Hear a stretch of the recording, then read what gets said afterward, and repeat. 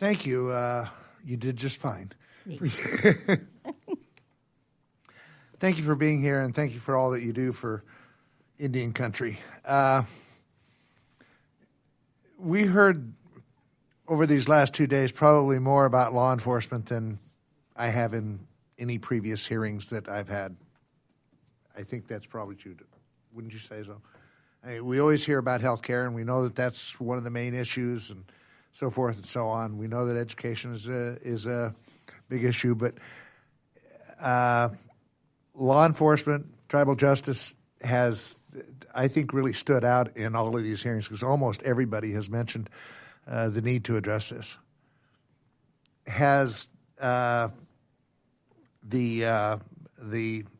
National Congress, or at least let me put it this way, what I'm most confused about, and I think one of the biggest challenges is jurisdictional issues. And I'm not sure how that all works, tell you. The more I look at it and the more I study it, the more confused I get. Has the National Congress, are they looking at this, trying to address what needs to be done to address the jurisdictional issues with law enforcement? Yes, in a short answer. The issue comes up from a variety of sources, but probably the one most familiar to people and the most present is with VAWA, and the ability for instance, in violence against women, trying to level the playing field, the jurisdictional field where those who commit crimes against women, tribes need to be able to prosecute those offenders, and the way things are constructed due to a standing law called the Oliphant case. We've long argued for an Oliphant fix. I know there, in the last handful of years, there have been some of your colleagues in the House, that a few that have started to talk about the need for that. But and there's been some inroads made over, I think, the previous reauthorization of VAWA. But there really does need to be a global fix.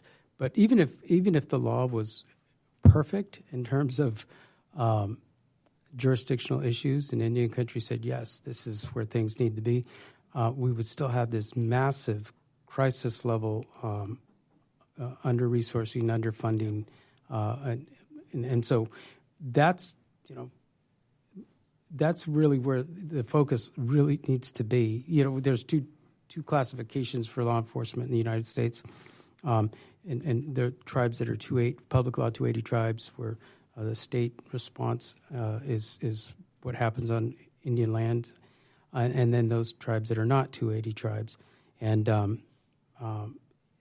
the funding is still an issue. It's an issue everywhere, but it's most critical.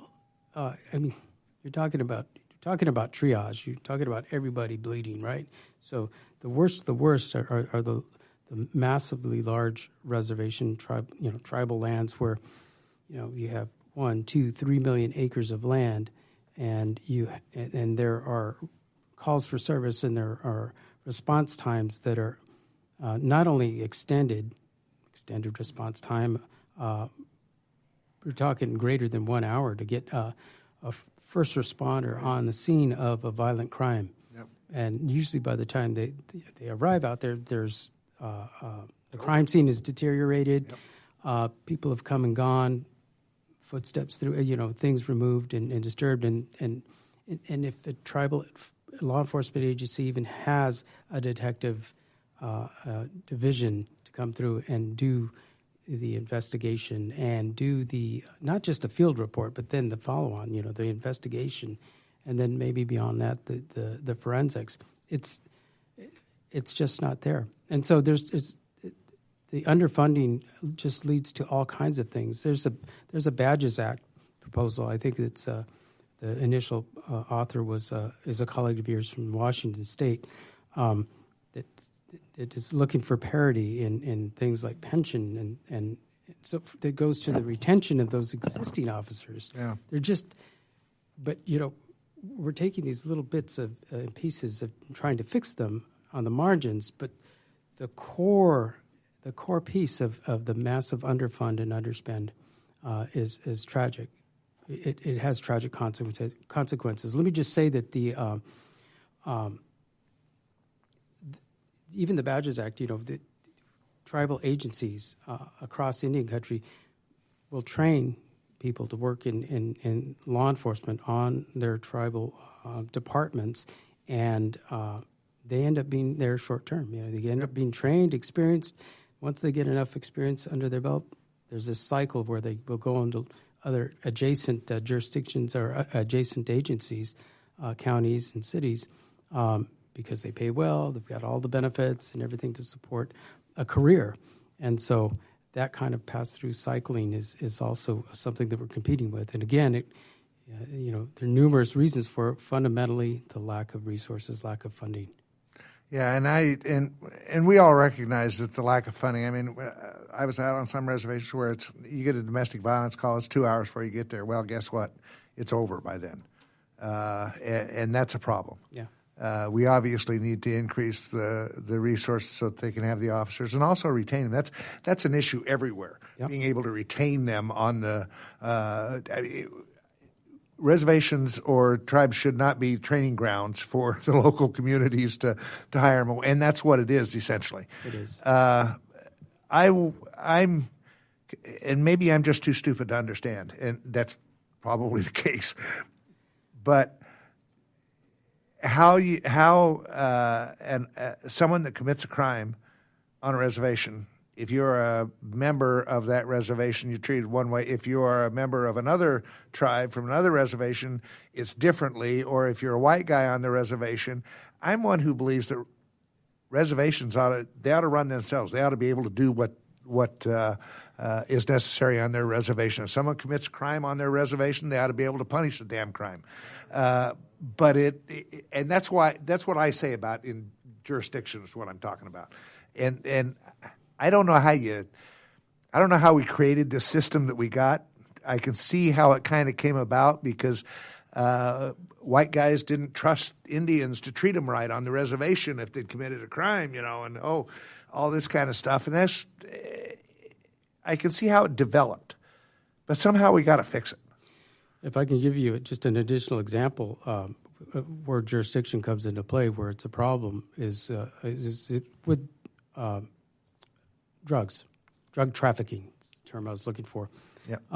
There are many reservations, usually non-public law 280 reservations, that it's well known to drug traffickers that they can go into a reservation with relative impunity and do their drug deals and trafficking. Tribal police agencies will interdict; they will arrest, but the ability to hold them after 72 hours is not there, yep. And there's no ability to prosecute. So they typically will have to take the drug dealers to the reservation line. Yeah, it's catch and release, literally. Yeah. And they go away for a few hours in some cases and come back the same day and do it all over again because there's no ability to prosecute. And I don't know, the local jurisdictions don't want to prosecute, and they can't. The crime was committed on the reservation either. So there's this catch-22 and certainly a loophole that needs to be fixed. Now, jurisdiction will fix that, but then it'll need to be backed up by funding, so that the officers are there to be able to prosecute. The courts are there to be able to prosecute. So, I agree, but it's something that we've got to look into. It's not really this committee's issue. I mean, we do appropriations and stuff. That part is ours. But we've got to get the rest of Congress involved. We've got to get the Natural Resources Committee and their that does Indian Affairs looking at this and stuff, because I think it's a huge issue. And I last year when we held our hearing on murdered and missing Indigenous women, we had a woman that testified. It's the first time she'd ever told her story. She was a young girl. She was kidnapped. And she was held in a cabin. And she was held there for a week, or I think it was about a week, and she was beaten and raped, and then she was dumped. I mean, it's alive, but she was dumped off the reservation. She couldn't identify the cabin that she was held at. She knew the guy that did it. And but when they found her, she was off the reservation. So whose jurisdiction is it? Is it the reservation police? Is it the county police? Is it the state police? Is it the FBI? Today she's on the council, and the person that did this to her is one of her constituents. Wow. That should not happen. No, it should not. And we can fix it. But it's going to take all of us working together. It does. And it's going to take some trust. And I will tell you, when I grew up, sheriffs, police officers in communities didn't trust tribal law enforcement. They weren't trained. Today they go to the same schools, they get the same training, everything else, and you're seeing a lot more communication and a lot more MOUs between cross-deputization between counties and between local communities and between tribes and stuff. That's a huge step forward.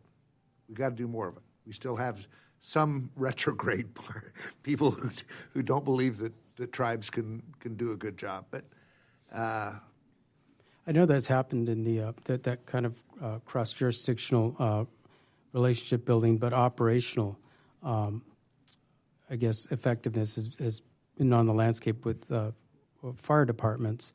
I know that's the case. It's certainly in California, where reservation and non-reservation tribal departments, because a wildland fire doesn't know where the reservation stops and where the county or Forest Service land begins, and so they over the last, I will say, generation for sure, the last 20 years, there have been inroads in that. But that's exactly what needs to happen once tribal law enforcement agencies get fully funded. These reports getting released by these TLOA reports by the Office of Justice Services will help define the size of the problem, which will help you do the job that you need to do. And certainly advanced appropriations would go a long ways toward the year-to-year part of that until we get to the full funding part. So, appreciate it. Yeah, thanks for the question. SHPOs, very important. They do a really important job for historic preservation and stuff, and we support them. That's why we put the funding in last year. And if I remember correctly, didn't the administration want to eliminate them or something? All that stuff. Anyway, we'll see what the president's budget comes out this year. It's supposed to be out in the next couple of weeks. We'll see what it is, but that's okay. We'll do it. Thank you. Anyway, I'm not. I didn't know that they had a financial officers association. Does every tribe have a financial officer? Oh, yes. They probably have to have, don't they? Yes. I'm my tribe's financial officer, so I enjoy numbers very much, obviously. But yes, so every tribe must have some financial officer. Some might just have a volunteer council person that is their treasurer, or ideally a bookkeeper or a CFO, like our tribe has a CFO.